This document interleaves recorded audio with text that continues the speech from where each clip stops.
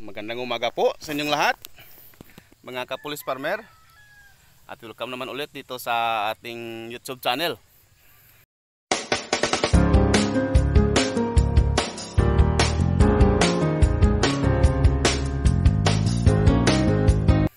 So, ngayong umaga ay nandito tayo sa ating talungan. Sa ating talungan na inatake ng severe white flies. So, bagong lahat, shout out muna tayo. Shout out muna sa lahat ng mga kaibigan natin, sa mga supporters natin, at sa lahat na subscribers ni Pulis Farmer. Most especially sa ating kaibigan, yung pinakamatinding farmer ng Argao, Cebu, si Sir Jopel the Farmer. Shout out po sa inyo, sir. Believe ako sa abilidad ni Sir Jopel the Farmer, most especially sa pagtatanim ng talong at ampalaya. And of course, shout out din po kay We Farm ng Bukidnon. At sa lahat na mga viewers ni Pulis Farmer, shout out din po sa inyong lahat.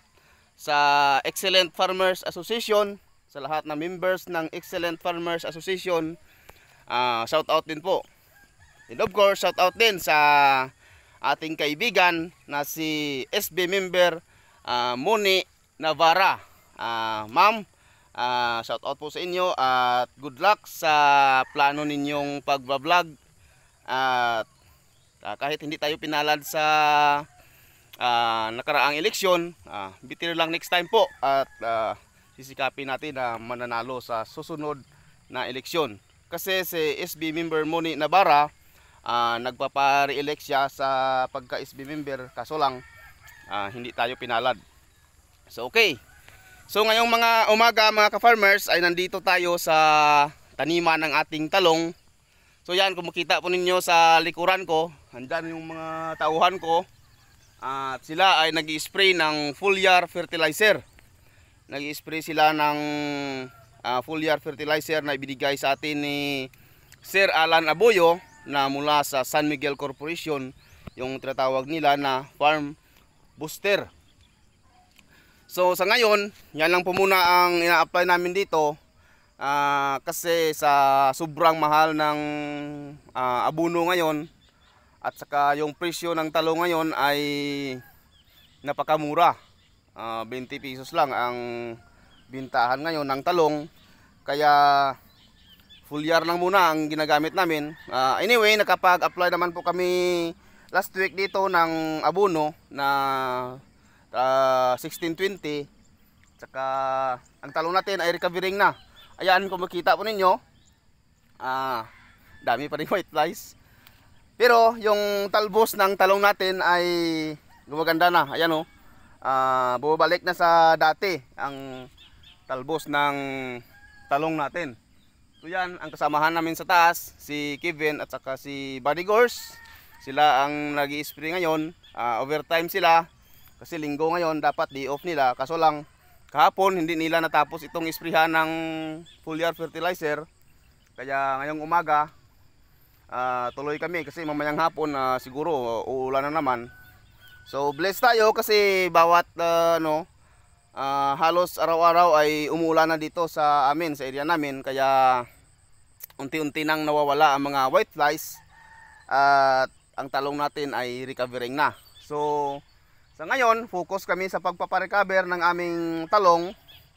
Ang gagawin ko ngayon ay magbabawas ako ng mga sanga ng ating talong at saka yung mga bunga na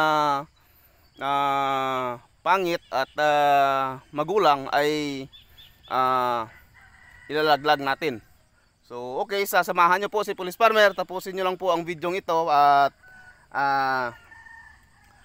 turuan ko po kayo at ipapakita ko po sa inyo kung paano tayo mag-alaga ng talong na recovering sa white flies.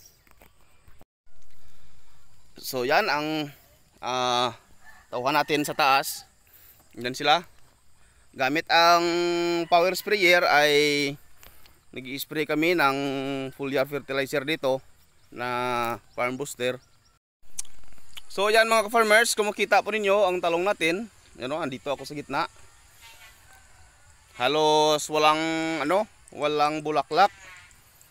Kasi kaka ano pa lang ng kanyang mga talbos, sumisibol pa lang ang mga talbos niya, yung bagong talbos. Ayan oh, kung makita po ninyo, maganda ang talbos niya. Kaso lang may white flies pa din. Ayun oh, mayroon pa ding white flies. Pero yung mga white flies dito sa likod ay mga patay na to. Ayan oh, patay na. Hindi na lumilipad. Ito last na application namin ng insecticide dito, ang in-apply namin ay Benevia at saka Silicron. So yung Silicron ay mabisa yan sa mga thrips, sa mga aphids at sa mga diamond backmoth. At ang Benevia ay epektibo naman sa white flies at sa mga fruit and shoot borer. Kaso lang ang Benevia ay medyo may kamahalan. Nasa 1,200 pesos ang bili ko sa Shopee. So okay lang naman, epektibo naman ang Benevia. Dito sa talungan namin wala akong nakitang talbos na nalalanta dulot ng shoot borer. At ang bunga niya, mayroon namang mga may uod pero madalang lang. Ang madalas lang natin makikita dito sa talungan natin ay white flies. Ayan, problema talaga natin ng white flies. So sa ngayon mga ka-farmers, magbabawas po tayo ng mga sanga ng ating talong. Ang puputulin lang po natin yung mga sanga na hindi na yung parang hindi na productive at walang nang potensyal na magbigay ng magandang bunga. So ang edad ng talong natin ngayon ay nasa 120 days na siguro. Hindi pa, nasa 115 days ang edad ng talong natin. Kaso lang napakadaming challenges ang dinaanan ng talong natin kaya nagkaganito. Unang-una, dinaanan ni Bagyong Agaton.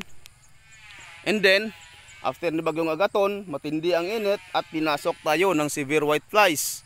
Kaya ayan, ganito, tsura ng talong natin, bata pa ang talong natin, nalalagas na ang mga dahon. So yan, kung makikita po ninyo mga ka-farmers, recovering na ang talong natin. Ikalawang recovery na ito sa white flies. Una, nakapag-recover tayo sa epekto ni Bagyong Agaton. Ngayon, nagpapa-recover naman tayo sa epekto ni mapinsalang white flies. So yan. So sa ngayon mga ka-farmers, magbabawas tayo ng dahon at saka sanga ng ating talong. So ayan, kung makita pa ninyo ang talong natin, ayan oh, may white flies pa din. Pero konti na lang. Siguro mawawala na ito sa susunod na araw.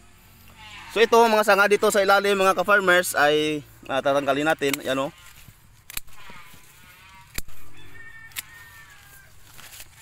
Lahat na sanga dito sa ilalim tanggalin natin. Tsaka yung mga yan, mga bungang magulang, matigas. So ito, yan, tanggalin natin ito kasi yung talbos niya ay maliit. Tsaka dito, tanggal tayo dito. Yan.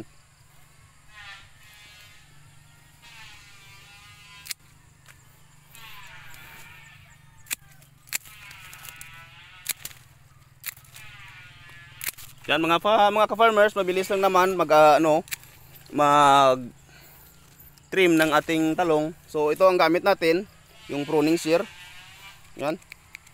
Matalim ito. Ingatan lang natin na hindi matamaan ang daliri natin kasi baka maputol. So ang ginagawa ko mga ka-farmers, lahat ng mga bunga na matigas ay nilalaglag ko. So ito, ayan, kung makita po ninyo ang dahon ng talong natin, epekto ng white flies, ito. Yan. Daming bakas ng white flies at saka itong dahon niya, ayan, kung makita po ninyo. So yan, kung makita po ninyo mga ka-farmers, ang normal na dahon ng talong natin ito. Yan oh. Yan ang bagong talbos na sumisibol. May mga white flies pa, patay na. Yan. At saka yung mga dahon dito sa ilalim na natamaan ng white flies, ito naman. Yan, kung makita po ninyo. Itim. At ang bunga niya, ito. Yan. Yan, kung makita po ninyo. Itim na itim ang tangkay. Hindi na siya green calyx. Kasi ang calyx to F1, kilala ito sa green calyx na talong. Pero ngayon, ang itsura niya parang calyx ng Fortuner. Ang pangit. At kapag bininta natin ito sa market, ang customer, ang buyers ay inaayawan nila. So dapat ang gagawin natin, ilaglag lahat na bunga dito at maghihintay tayo sa panibagong bunga na ibibigay ng talong natin. So yan, kung makita po ninyo mga ka-farmers, oh, bagong sibol na mga mga talbos. So ang gagawin natin ay putulin natin dito. Yan. So after na putol natin dito sa taas niya, dito, itong talbos na ito ay tutuloy at tutuloyan at gaganda ang resulta niya. So dito sa ilalim, tanggalin natin ang mga talbos dito, kasi kapag hindi natin tinanggal ito, hindi naman ito magbibigay ng magandang bunga. Hindi kasi natin natapos ito na i-Y pruning dati sa lawak ng taniman natin. Hindi na natin naagapan. So yan. So ito, lalaglag natin dito lahat. Saka yung mga tawag dito sa mga talbos na hindi productive. Ang tawag ng mga Cebuano sa Mindanao nito ay bayot. Bayot na sanga. O yung sanga na hindi nagbibigay ng bunga. So yan. So after this mga ka-farmers, after natin na malaglag ang lahat ng mga bunga dito at mag-pruning ng mga sanga, maghihintay tayo ng 2 weeks to 1 month bago tayo makapag-harvest ng maganda ulit dito. Ang gagawin natin, support natin ng pakain ng abono at saka foliar fertilizer, and of course support din natin ng mga insecticides para lubusan ng mawawala itong mga whiteflies dito. Kasi kung hindi natin mga ka-farmers ilalaglag itong mga bunga tulad nito, wala talaga. Hindi tayo makapagbenta dito ng talong natin. Aayawan talaga ng mga buyers ang ating produkto kapag pangit. Alam nyo naman na po natin, higit na kapag mura ang talong, ang naglalabanan na lang sa market ay yung quality. So kung maganda ang quality ng talong natin, so ibig sabihin ay mas attractive sa mata ng mga buyers, kaya mabilis tayo makapagbenta. Pero kung mura na ang presyo ng talong at pangit pa ang ating produkto, at wala talagang bibili ng ating talong. Pero kung mahal, yung umaabot ang presyo sa tig 100 pesos per kilo, kahit pangit ang talong natin ay mabibili at mabibinta natin. So pero ngayon ang presyo ng talong natin dito sa area natin ay lang 20 pesos per kilo. Pinipilit pa natin yan sa mga buyers para lang makabagbenta tayo. So ang gagawin natin, ilaglag lang muna natin ang lahat ng mga bunga ng talong natin, at yung mga mapakinabangan pa ay kukunin natin at ibibinta kung may bibili, at kung wala ay ipamimigay na lang natin sa mga kapitbahay natin dito.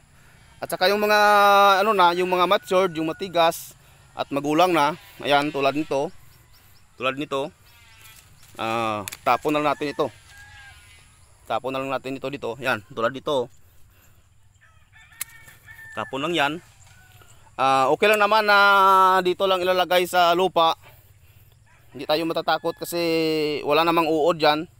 Wala namang uod dyan ang mga talong na yan. Ang nandyan lang siguro whiteflies. So okay lang na dito lang natin ilalapag. Hindi na natin ibabaon sa lupa. So yan mga ka-farmers, tuloy-tuloy ko lang ang paglaglag ng mga bunga ng talong natin at pruning dito para makapag-recover ulit ang talong natin. So next video, sa susunod na linggo ay update ko kayo sa resulta ng pag-pruning natin dito. Ayan, dito mga ka-farmers, tapos ko na po itong i-prune. Tapos ko nang ilaglag ang mga bunga dito. Ayan, kung makita po ninyo, maganda ang talbos niya. yung white flies, nangingilan-ngilan na lang. So, doon sa kabila, kakatapos lang na isprihan ng foliar fertilizer. Next week, maghagis kami dito ng abono. Lalagyan na namin ng ng 1620 at saka kunting urea para gumanda ang talbos at dahon ng talong natin. Ang gagawin ko muna ngayon, bukas, Lunes, ay ipapatanggal ko lahat na bunga ng talong natin. Dito marami pa kasi. Ayan o. Ipapatanggal ko muna ang lahat na bunga ng talong natin dito. At saka, yan, dito na yung aso ko. Yan o. Yan na. Bila. Yan o. Patanggal ko muna lahat na bunga ng talong natin. At saka itrim lahat na, lahat na dahon at sanga na pangit at hindi nagbibigay ng magandang bunga. So yan. So yan lang po muna mga ka-farmers. Sana po ay may natutunan kayo sa video natin ngayon. At sana ay huwag nyo pong kalimutang suportahan at panuorin ang mga videos ni Police Farmer. At huwag nyo kalimutang i-hit ang notification bell para updated at hindi nyo ma-miss out ang mga videos ni Police Farmer.